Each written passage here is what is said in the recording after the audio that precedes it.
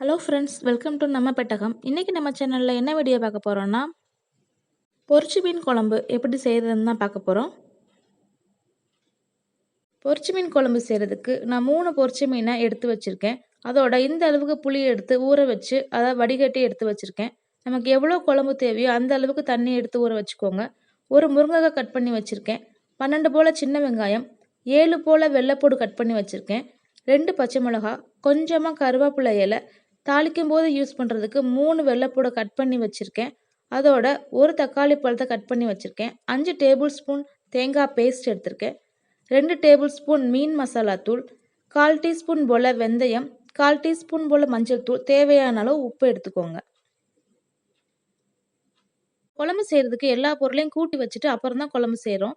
முதல்ல தக்காளி பழம் சேர்த்துக்கலாம், கருவாய் இலை, எடுத்து வச்சுருக்க 2 பச்சை மிளகா, வெள்ளைப்பூடு, எடுத்து வச்சுருக்க வெங்காயத்தில் 3/4 வெங்காயத்தை மட்டும் நம்ம இதில் சேர்த்துக்கலாம். மீத வெங்காயத்தை நம்ம தாளிப்புக்கு யூஸ் பண்ணிக்கலாம். இப்போ இதில் மசாலா பொருள் சேர்த்துக்கலாம். 1/4 டீஸ்பூன் வெந்தயம், 1/4 டீஸ்பூன் மஞ்சள் தூள், அப்புறம் எடுத்து வச்சுருக்க 2 டேபிள் ஸ்பூன் மீன் மசாலா தூளையும் சேர்த்துக்கலாம். இப்போ இதில் கரைச்சி வச்சுருக்க புளி தண்ணியும் சேர்த்து விட்டுக்கலாம். கடைசியாக அரைச்சி வச்சுருக்க தேங்காய் பேஸ்ட்டையும் இதோடு சேர்த்து நல்லா கலந்து விட்டுக்கலாம். கடைசியாக இதுக்கு தேவையான அளவுக்கு உப்பு சேர்த்து நல்லா கலந்து விட்டுக்கலாம். எல்லாத்தையும் நல்லா கலந்ததுக்கப்புறம் நம்ம ஸ்டவ் ஆன் பண்ணி கொதிக்க வச்சுக்கலாம். ஸ்டவ் ஆன் பண்ணி நம்ம கரைச்சி வச்சுருக்க குழம்ப நல்லா கொதிக்க விட்டுக்கலாம். அது நல்லா கொதிச்சதுக்கப்புறமா நம்ம வெட்டி வச்சுருக்க முருங்கைக்காயை இதில் சேர்த்துக்கலாம். ஒரு 5 நிமிஷத்துக்கு அப்புறமா குழம்பு நல்லா கொதிக்க ஆரம்பிச்சிருச்சு. இப்போ நம்ம வெட்டி வச்சுருக்க முருங்கைக்காயை இதோடு சேர்த்துக்கலாம். முருங்கைக்காயை சேர்த்ததுக்கப்புறமா மூடி வச்சு ஒரு 10 நிமிஷம் நல்லா வேக விட்டுக்கலாம். இப்போ குழம்பு 10 நிமிஷமாக மீடியம் ஃப்ளேமில் கொதிச்சுக்கிட்டு இருக்கு. ஓப்பன் பண்ணி பார்க்கலாம். இப்போ தண்ணி ஓரளவுக்கு வத்திருச்சு. முருங்கைக்காயும் ஒரு 3/4 நல்லா வெந்துருச்சு. ஓரத்தில் இருக்க மசாலையெல்லாம் நல்லா எடுத்து உள்ளே விட்டுக்கோங்க, இல்லைன்னா அது மேலேயே அப்படியே படிஞ்சிரும் நமக்கு. குழம்பு நல்லா கொதிச்சுட்டு இருக்கு. இந்த கேப்பில் சைடில் நான் தாளிக்கிறதுக்காக வெள்ளைப்பூடு தட்டிக்கிட்டு இருக்கேன். வெள்ளைப்பூடு தட்டி எடுத்துட்டேன். வெள்ளைப்பூடை தட்டி நம்ம குழம்புல தாளிக்கும் போது டேஸ்ட் அவ்வளோ சூப்பராக இருக்கும். ரொம்ப வாசமாகவும் இருக்கும் குழம்பு. குழம்பு நல்லா வத்தி வந்துருச்சு. முருங்கைக்காவும் நல்லா வெந்துருச்சு நமக்கு. இப்போ நம்ம இதில் பொரிச்ச மீனை சேர்த்துக்கலாம். பொரிச்ச மீனை சேர்த்து ஒரு 5 நிமிஷம் மீடியம் ஃப்ளேமில் நம்ம நல்லா கொதிக்க விட்டுக்கலாம். அதுக்கப்புறமா ஸ்டவ் ஆஃப் பண்ணிக்கலாம். இப்போது 5 நிமிஷமாக குழம்பு மீடியம் ஃப்ளேமில் கொதிச்சுக்கிட்டு இருக்கு. நம்ம சேர்த்த பொரிச்ச மீன் எல்லாமே நல்லா சாஃப்டாக ஊறி வந்துடுச்சு. இந்த ஸ்டேஜில் நம்ம குழம்ப ஆஃப் பண்ணிக்கலாம்.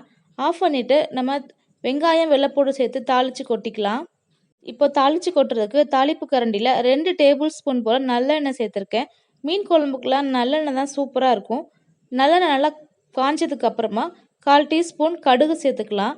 கடுகு நல்லா பொரிஞ்சதுக்கப்புறமா எடுத்து வச்சுருக்க கருவாய் இலையையும் சேர்த்து நல்லா நம்ம பொரிய விட்டுக்கலாம். நல்லா பொரிஞ்சிருச்சு. இப்போ நம்ம இடித்து வச்சுருக்க வெள்ளைப்பூடையும் சேர்த்துக்கலாம். சேர்த்து வெள்ளைப்பூடு நல்லா பொரியிற வரைக்கும் நல்லா பொரிச்சுக்கிட்டு அப்புறமா வெங்காயம் சேர்த்துக்கலாம். வெள்ளைப்பூடு நல்லா ஃப்ரை ஆயிடுச்சு. இப்போ நம்ம வெட்டி வச்சுருக்க சின்ன வெங்காயத்தையும் இதோடு சேர்த்துக்கலாம். வெங்காயம் நல்லா ப்ரௌன் ஆகிற வரைக்கும் நல்லா வதக்கி விட்டுக்கோங்க. அப்போ தான் குழம்பு நல்லா டேஸ்ட்டாக இருக்கும். வெங்காயம் நல்லா ப்ரௌனாக வதங்கிருச்சு. இப்போ நம்ம ஸ்டவ் ஆஃப் பண்ணிவிட்டு வெங்காயம் தாளிச்சதை அப்படியே குழம்புல கொட்டிடலாம். குழம்புல கொட்டினா உடனே குழம்ப மூடி வச்சுருங்க. அப்போ தான் நமக்கு எண்ணெயில் உள்ள டேஸ்ட்லாம் உள்ளே இறங்கி குழம்பு நல்லா டேஸ்ட்டாக இருக்கும். இப்போ நம்மளுடைய பொரிச்ச மீன் குழம்பு சூப்பராக ரெடி ஆயிடுச்சு. நேற்று வச்ச பொரிச்ச மீன் நமக்கு இன்றைக்கி வேஸ்ட்டாக போச்சே, என்ன பண்ணுறதுன்னு யோசிக்காமல் இந்த மாதிரி குழம்பா செஞ்சு பாருங்கள். அவ்வளோ சூப்பராக இருக்கும். இந்த வீடியோ உங்களுக்கு பிடிச்சிருந்துச்சுன்னா என்னுடைய சேனலை லைக் பண்ணுங்கள், ஷேர் பண்ணுங்கள், கமெண்ட் பண்ணுங்கள். மறக்காமல் சப்ஸ்கிரைப் பண்ணிக்கோங்க. கூட இருக்க பெல் பட்டனையும் கிளிக் பண்ணிக்கோங்க. தேங்க்யூ.